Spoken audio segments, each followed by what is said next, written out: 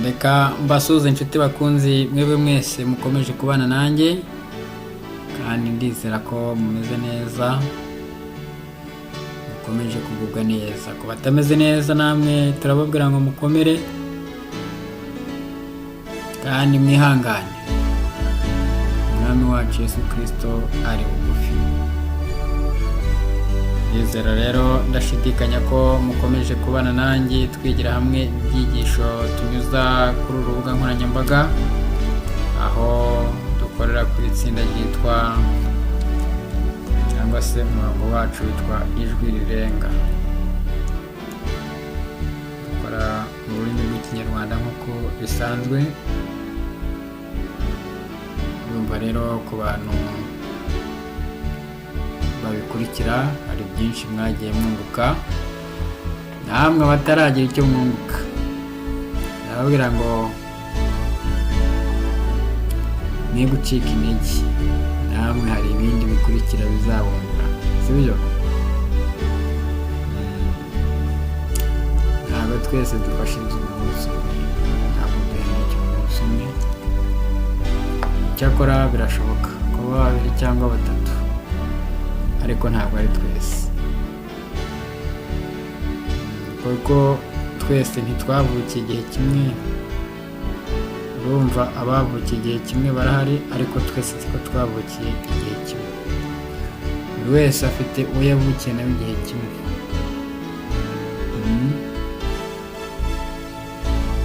Yes. Ubwo rero nta gucika intege, murambirwe. Turagarutse rero ngo twigire hamwe ijambo ry'Imana n'ubundi, aho duheruka turebera hamwe ingingo yavuga ngo gushikama mu kuri kwa Bibiliya. Niyo ingingo twarebeye hamwe. Uyu munsi tugiye kuba tureba amagambo meza kandi atubwira uburyo ki dukwiye gushorera imizi muri Kristo.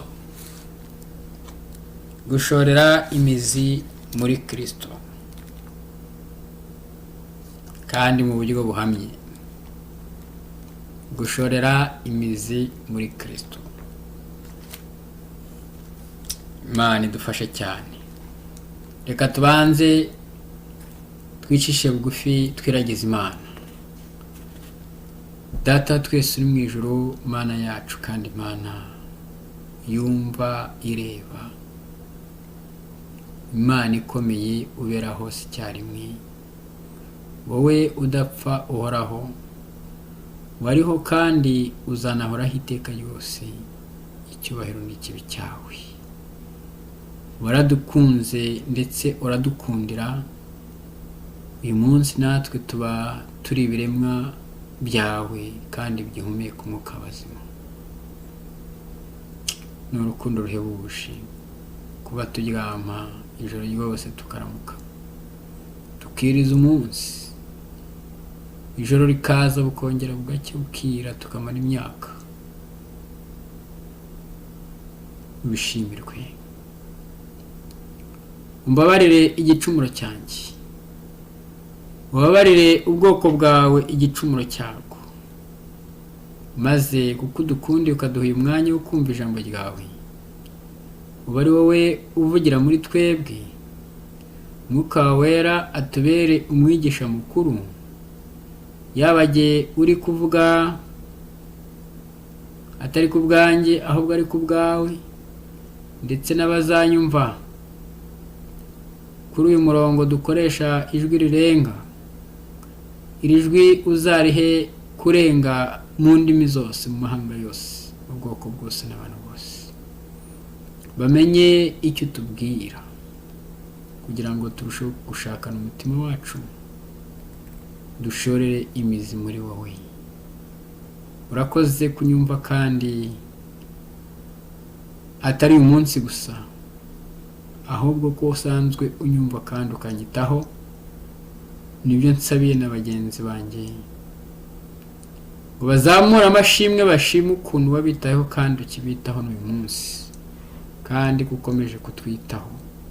ukomeze rero utwiteho kubw'urukundo rwawe dukunda, kandi iri jambo rizarushaho kugira icyo rivugurura mu ntekerezo zacu, turushaho kugira umwiteguro uhamye wo kugwitegura ubwo ugiye kugaruka gutwara ubwoko bwawe, natwe tuzaboneke umugabane wawe gusanganiza ibyishimo. Kugira neza wumva kandi urareba, reka byose bibe nk'uko ubishaka, mu izina ry'uwaducunguye Yesu Kristo mbisabye nizeye, amen. Murakoze cyane, ndabashimiye mwese inshuti zanjye kandi bakunzi. Uyu munsi nk'uko nari ndimo mbibabwira, turimo turarebera hamwe amagambo avuga ngo gushorera imizi muri Kristo, cyangwa se mushore imizi muri Kristo mu buryo buhamye. Mushore imizi yanyu muri Kristo mu buryo buhamye, kugira ngo mubashe gukomera. Umugaru uraje inshuti zanjye, umugaru uzagerageza kwizera k'umuntu wese uko yaba ari kose, kandi uko kwizera uko kwaba kuri kose. Bavuga ko bafite kwizera. Abizera bagomba gushora imizi muri Kristo ubu ngubu, uyu munsi, aka kanya. Nicyo gituma ijambo ry'Imana rivuga ngo ufite ugutwi kumva niyumve icyo umwuka abwira itorero. Niwumva iri jambo ntiwinangire umutima. Umugaru uraje inshuti zanjye, umugaru uzagerageza kwizera k'umuntu wese uko kwaba kuri kose. Abizera bagomba gushora imizi muri Kristo ubu, nibitaba bityo bazatembarwa n'inyigisho z'ubuyobe runaka. Amagambo meza cyane dusoma muri cya gitabo cyacu twigira hamwe cyitwa Ivugabutumwa. Kimwe mu bitabo byanditswe biduha ubusobanuro bwimbitse mu ijambo ry'Imana tuba turi kwigira hamwe. Abantu bakurikiza intekerezo zabo bwite kandi bakanyuranya no gushaka kw'Imana, hanyuma bakanyura mu nzira bihitiyemo, amaherezo bazagira imico mibi. Inyigisho z'ubupfapfa ndetse n'amarangamutima yuje uburyarya bizazanwa mu nyigisho zisa nk'aho ari ukuri, bigamije kuyobya intore niba bishoboka. Mbese abizera b'itorero baba bari kubaka kuri rutare? Reka njye nawe tubyibaze. Mbese turi kubaka kuri rutare? Umugaru uraje ni umugaru ugerageza kwizera k'umuntu wese, kandi abizera bakwiriye guhora nonaha bashinga imizi muri Kristo. Nibitaba bityo bazatembanwa n'inyigisho zimwe z'ubuyobe, kandi ijwi rirenga rirakubwira ngo nimureke ukwizera kwanyu gushimangirwe n'ijambo ry'Imana. Haleluya! Kwizera kwacu gushimangirwe n'ijambo ry'Imana. Niba atavuga bihwanye n'iryo jambo, nta museke uzabatambikira. Gundira ibihamya bizima by'ukuri. Izere ko Kristo ari umukiza wawe bwite. Yabaye rutare rwacu rw'iteka ryose, kandi niko azahora. Imana ishimwe cyane. Ibihamya by'umwuka w'Imana n'iby'ukuri. Wihindura kwizera kwawe kubera inyigisho runaka, uko zaba zigaragara ko zishimishije kose, kuko zizayobya ubugingo bwawe. Irinde cyane inshuti yanjye. Ubu inyigisho z'ibinyoma za Satani ziragenda ziyongera, kandi abantu bateshuka inzira y'ukuri, bakayoba ndetse bazayoba, kandi bayoberwe icyerekezo cy'aho bagana, kubera ko badafite ikibatsi bishingikirijeho. Bazateraganwa bava mu buyobe bumwe bajya mu bundi, bakozwe hirya no hino n'imiyaga y'inyigisho z'inzaduka, ubu izi nyigisho nizo zeze. Satani yamanukiye isi afite imbaraga nyinshi, ibi ngira ngo turabizi, umuburo duhabwa. Abantu benshi bazayobywa n'ibitangaza Satani akora muri iyi si. Byashuwe atubwira igitangaza kizaheruka ibitangaza agomba gukora. Tujye dusoma ibyanditswe byara nshuti zanjye. Byahishuriwe Yohana igice cya 13.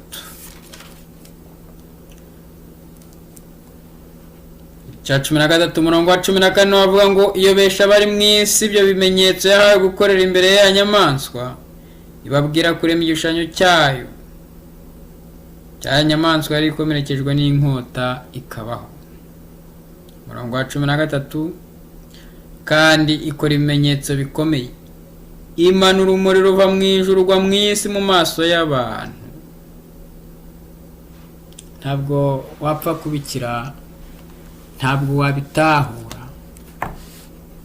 no, ntibishoboka. Ntabwo ushobora kubitahura igihe utashikamishije umutima wawe ku ijambo ry'Imana. Igihe kwizera kwanyu kudashimangiwe mu ijambo ry'Imana, igihe jye nawe tutagundira ibihamya by'ukuri, igihe tutizera ko Kristo ari umukiza wacu bwite, ntabwo dushobora kuyatahura.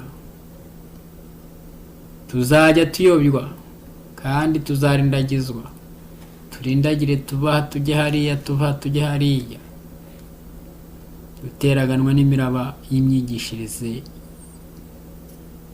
ya Satani. Satani yamanukiye isi afite imbaraga nyinshi. Abantu benshi bazayobywa n'ibitangaza Satani akora. Ariko umva iyi nama nshuti yanjye, ndasaba umuntu wese kugira ngo abasobanukiwe neza kandi ashikamye mu by'ukuri twumvise, kandi uku kuri twumvise tukakwemera, tukaba twarakwamamaje. Amagambo yo mu ijambo ry'Imana arasobanutse neza, tukabeshya ko adasobanutse. Nimushinga ibirenge byanyu ku rufatiro rw'ukuri rw'iteka, kandi nimuzibukira inyigisho zose z'ibinyoma, nubwo zaba zitwikirijwe igisa n'ukuri ntacyo bivuze. Murakoze inshuti zanjye kuba mwumvise aya magambo. Imana idufashe cyane, Imana itugirire neza. Ibiba byo muri minsi y'imperuka, ibiba byo mu minsi y'imperuka, byatubera byiza buri munsi tugiye tumara isaha dutekereza kandi twiga imibereho ya Kristo. Tugomba kureba ingingo ku ngingo kugira ngo intekerezo zacu zibashe gusobanukirwa buri mugabane w'ibyabaye kandi bikamubaho, by'umwihariko umugabane w'ibyaherutse ibindi. Imana idufashe cyane. Ingabo imwe rukumbi izadukingira ikibi nuko Kristo atura mu mitima yacu binyuze mu kwizera ubutungane bwe. Nta yindi ngabo n'imwe igomba kuturwanirira uretse Kristo abaye ari mu mitima yacu. Paulo akavuga ati mugire wa mutima wari muri Kristo Yesu. Haleluya.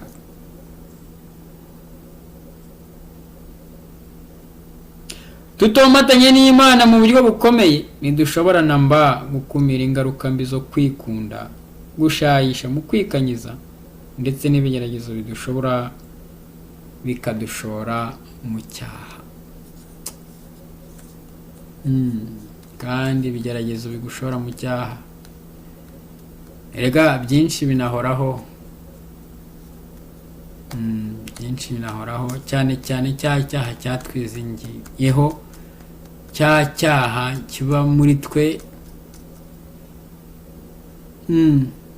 Tuzi uburyo gikora muri twebwe,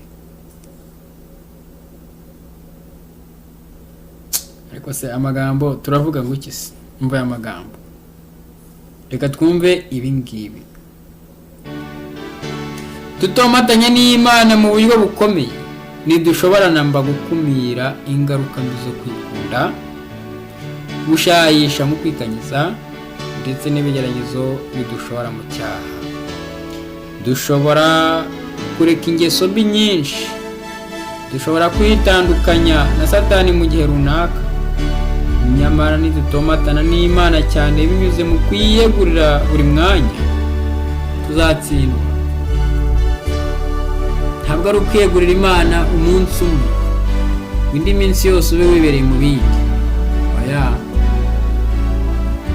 icyo gihe ijambo ry'Imana ritubwira ko tuzatsinda.